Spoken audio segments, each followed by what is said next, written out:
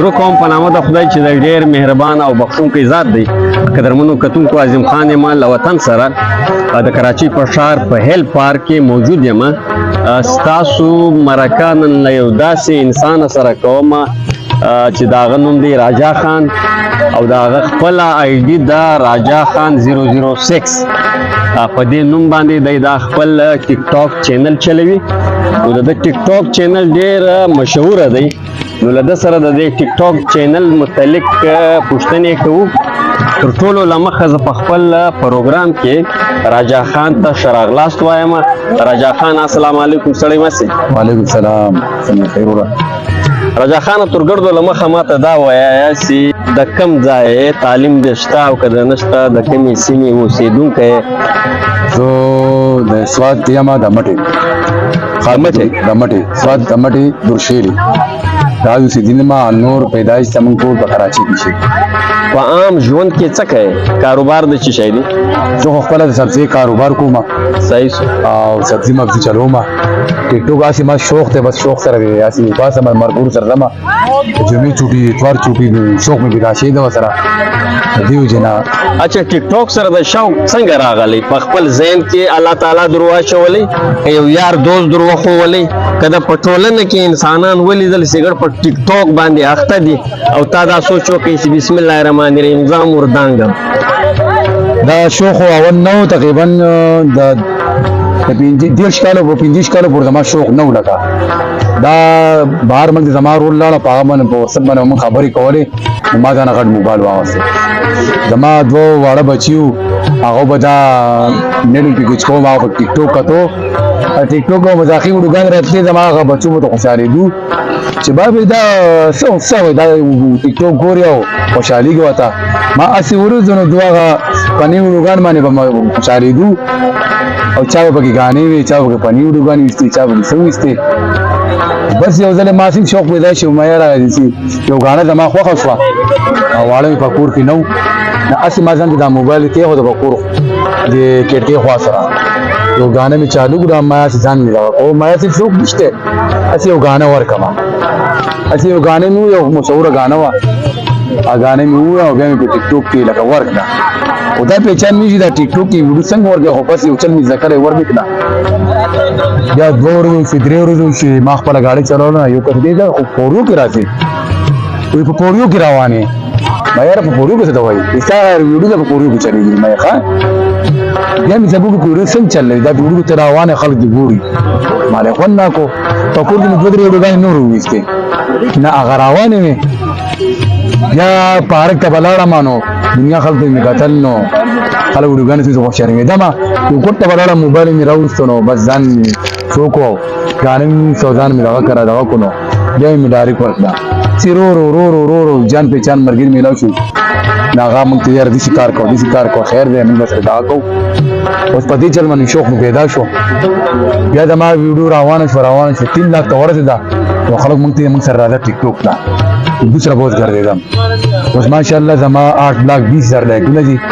ماشاءالله 8,20,000 لایکونه دي. نو زه ما چې زه خپله دغه لوی نه کوم خو 3 ملیون والا ما اوسې راولې که نه، خو زما سره ایکټینګ نشي کولی. که ستاسې یقین مې راځي راجا خان چې زما اډي وګورئ، زما فني ویډیوګانې جدا ایکټینګ دی، ایکشن زما جدا ایکټینګ دی، ګانا زما جدا ایکټینګ دی. او په هر ویډیو کې تقریبا 2000 ویډیوګانې دي ما پکې پینشن نه اوسې د پښتونو لباس لیکل دی. راجا خان دا موږ ته وایه ستا دا چینل د ټیک ټاک چینل چې کوم دی پښتو غه دی؟ پښتو هم دی، هندي هم دی، اردو پښتو دواړه مکس دي. اچھا په دې چینل کې ترګردو زیاته چلیدلې ویډیو د په کومه ژبه کې ده؟ پښتو کې ده، اردو کې ده؟ پښتو کې ده. ګانا د څه شی دی؟ ګانا د فني ویډیو ده. فني ویډیو ده. هغه فن به وکړې اوس؟ فن به زه وکړم. خو هغه فن مطلب دا ده چې د هغه سره یو بل کس پکار دی. یو کس راشي او د هغه لکه واده وي او واده ختم شي، دا ډول ډبلي هر څه لرکوئ، نو زه راشم یو ډول زما یو ډول مال روري، زه راشم وروره ما 10 ورځې لکه دا دغه وکړو ډول ووو او تاسو دا مهرباني وکړئ زما هغه حصه راکئ. هغه ډول ته زوامه ډول ویډیو تاسو بیا وینئ تاسو پته ولګي په امانه 40,000 لایک راغلي او 6,54,000 کسانو کتل تقریبا 2,000 کسانو شیر کړل هغه ویډیو باندې تقریبا 300 کسانو هغه ګوري هغه ویډیو 300 کسان پکې راغلي ټیک شو دا بالکل صحیح دا او دا ما ته وای په دا ټیک ټاک باندې پیسې درته ملاوي یاره اوس پورې موږ دا فر نه شي دا دې سمجھ کې ستاسو په ټیک ټاک باندې ډېر انسانان پیسې ګټي پیسې اخلي په لکاو په کروڑاو ستا په ذهن کې داسې شی چې کوم دی ستاسو د دې ټیک ټاک ځا خبر ز پیسې ګټم او په دې پیسو به خپل بچان ساتم نه مالا خدای پاک په سبزی کې 2,000 2,500 1,500 روپۍ ګټه راکړي زه الټا 400 روپۍ پیکیج کوم هفته دون پیکیج کوم خپل نیمه ورځ قضا کوم شوق د پاره زما میشن نه دی ټیک ټاک زما مقصد نه دی ټیک ټاک زه سبب قلارې دی شم زه پښتون سړی زه سبب قلارې دی شم شوق مې دی او دا نه چې دما دا یو میشن دی نه او نه مې دا سوچ کړی زه پیسې وګټم او چا له عزت راکو واځي د بلار شم او مکه لکه موسه پورې تقریبا 2 کال پورې ما ټیک ټاک چلوم زه په هفته کې 400 روپۍ پیکیج لګوم ما اوس په ټیک ټاک د لپاره ټیک ټاک لپاره پیسې مونږ نه راځي صحیح شو اچھا موږ د پښتانه په ټولنه کې ژوند کوو د پښتانه ټولنه دې کارو ته خنوي نه وای تا ته داسې د پښتانه د ټولنې لخوا یو ستونزه چې دا څه کوي دا په کومه دنده باندې واوښتې داسې خو چا تا ته ویلي نه دي